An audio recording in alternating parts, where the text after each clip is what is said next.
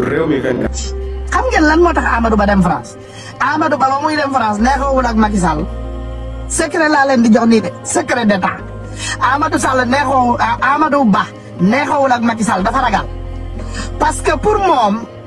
comme dégg na ñu koy wax dafa ragal ne Macky Sall dina simuler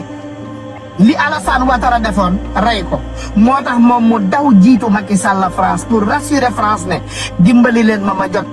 mi ngoo ko daal dinay doy waar lool mi ngoo ko ki yëkkati yooyu la kàddu muy Ousmane Tounkara di activiste nekk ca fële ca bitim réew ca États-Unis moom mii di Ousmane Tounkara saa su ne rek mi ngi yëkkati ay révélation di ko rek informer ñi nga xamante ne ñooy askanu Sénégal moom mii di Ousmane Tounkara comme mi ngi xam le ne rek Amadou Ba mi nga xamante ne maa nga ca France ba diwaanu Afrique bi yëpp rek di waxtaane la ko fa yóbbu kon lii moom moo ko fa yóbbu moom mii di Ousmane Tounkara mooy yëkkati rek yi la kàddu di wax na daal candidat wu affaire bi kon lan moo ko yóbbu ca fële ca France kon lii la ginnaaw rek ba nga xamante ne ma nga foofee ca France moom mii di Amadou Ba ngir rek sàkku ndimbal ci élection présidentielle 2024 yu ñu jëm kon moom mii di Ousmane Tounkara daal ma ngay xam ne kon kii di Amadou Ba lii mu wax ni rek moom moo ko yóbbu France ngir rek mën a sàkku ndimbal rek pour jot ci réewum Sénégal ngir rek mën a jox France seen ay intérêt bu baax a baax.